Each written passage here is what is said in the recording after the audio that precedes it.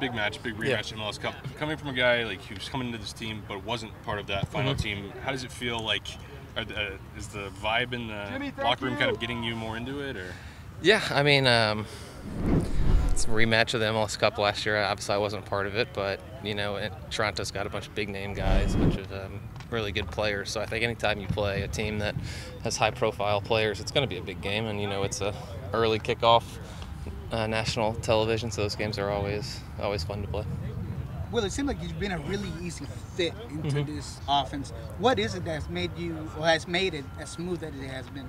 I mean, if you look at all the other guys on the field, we got some quality players around, so that definitely makes my job a lot easier. Like I've been saying, I just want to occupy center backs and get the ball to the creative guys, the Clint's, the Nikos, the Jordans, and let them do their thing. So I think having them around definitely takes a lot of pressure off me, and it's vice versa. How about your positioning in order to score? Is that just comes from years of playing that position? Or? Yeah, I think I just have a knack for it, getting in the right spots, kind of reading the flight of the ball and when the ball's going to be whipped in or extra touches. I just think it's you know, something I've done my whole life essentially playing. It's just getting in good spots to score.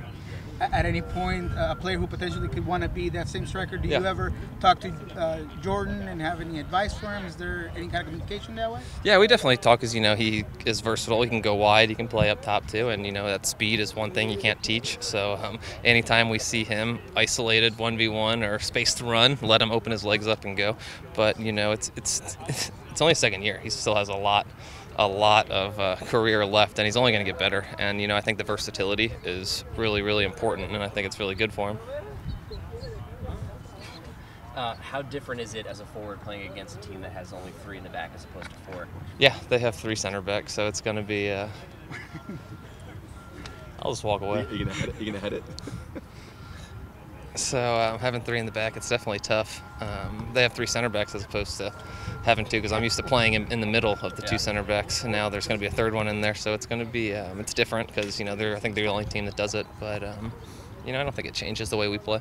Are you taking anything into this game from your own experience playing against Toronto in recent years with Houston? I mean, not too much. You know, at the end of the day, it's 11v11, and you can break down tactics all you want, but I think you know, if you keep possession, and I think what we've done this year is really good at keeping possession and connecting passes, the formation doesn't really matter, because if we spread the ball wide and make them have to defend, their shape is going to break down. It's not like they're going to stick to that shape no matter what, and when they bomb numbers forward, we'll be able to get them on the counter. So I think just keeping the ball and not making silly turnovers is going to be important.